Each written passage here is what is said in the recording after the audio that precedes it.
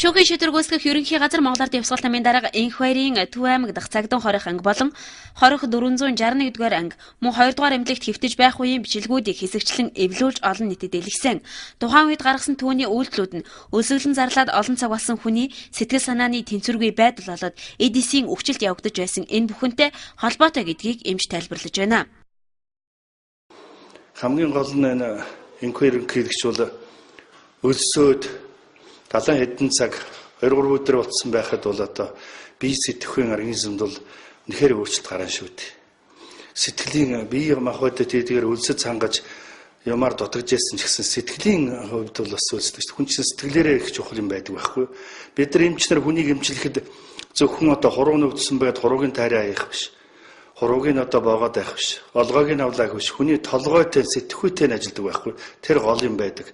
Хүний гол удирдах байгаа юм бол сэтгэхүй юм шүү дээ. Үнэхээр хүн өлсөөд энэ олон цагийн дараа гарахад бол сэтгцийн байдалд одоо уур уцаар болох, гуниг, гутрал, бухимдал бүх юм байсан байх. Тухайн хүн бол үнэндээ тэмцээд, шударгаас нийтлөөгээд, бухимдаад, үгийг авахгүй, ойлгохгүй ингээд хүлээн зөвшөөрөхгүй ийм байхад тэмцлийн хэлбэр нь бол өлсгөлэн зарлаад тэгээд ингээд сууж яхад бол одоо ямар л сэтгэхийн хувьд бол хүндэл байгаа шүү дээ. Та бид нар хоол идэхгүй зөвхөн одоо нэг 2-3 цаг өдөө хоол идэхэд ороо ядлыг ихэд гэртээ ер нь ямар байдаг үлээ. Манай хүн бол одоо хоол идэхгүй болохоор өлсгөрөө ууралдаг гэж хүмүүс ярьдаг юм болго.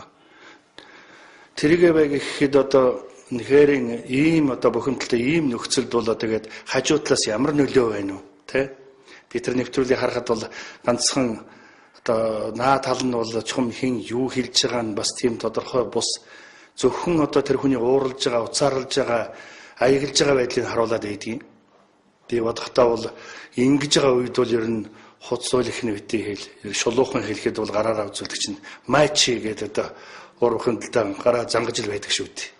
Өсвөлгөө зогсоож эмчилгээгээ хийлгэж эхэлсэн Монгол Ардын явсгалт намын дарга Энх баярын биеийн байдал өнөөдрийн байдлаар ямар байгаа талаар байдлыг тодорхойлсод би үнэхээр муу байгаа юм байна. Өлсөжсэн хүн бол одоо эргээд үлээ бууз будаатай хуураа гэдээд одоо цацчихлаа одоо сайхан болоо гэж явдаг тэгж ойлгож болохгүй. Өөрөөр хэлэх юм бол хувь хүн Энх баяр гэдэг хүн нийт бие организм өлсөө зогсохгүй бүх биеийг бүтээж байгаа эс, эд, эрхтэн бүгд өлссөн байхгүй юу? Нэг шиг эс гэж эсийг бүрхэж байгаа цитоплазм, бүрхүүл, ядро энэ болгон өлссөн байхгүй юу? Энэ өлснө гэж микроэлементийн алдагдал болно. За жишээл би нэг жишээ хэлье. Та бид нар уурлаа уцаарлаа сэтгэл ганцаад уйлмаар юм шиг дуулмаар шиг хямраад ирэхдээ зэрэг яадаг вүлээ. Натр бромат авч өгдөг. Натрий бромт натр. Энэ чи химийн элемент үс Менделеевийн химийн элемент.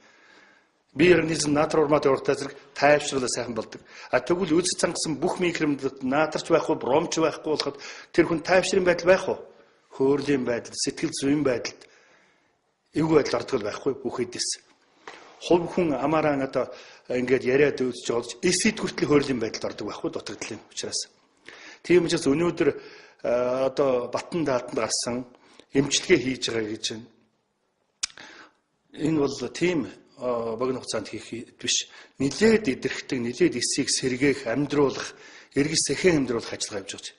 Ихэнх эдэс бүх зүйлүүд бол үхлийн байдалд орсон, үхтсэн, арьс хуурайш нь өвөрсөн байна, үхчихсэн байна гэсэн үг. Тэгээ цусны төлжүүлэх хэрэгтэн байх болсон зүрхэн тэжээлийн дутагдaltaй гэж байна. Тэр тэжээлийн дутагдал алга болно гэдэг чинь тэр эдис организм солигдно.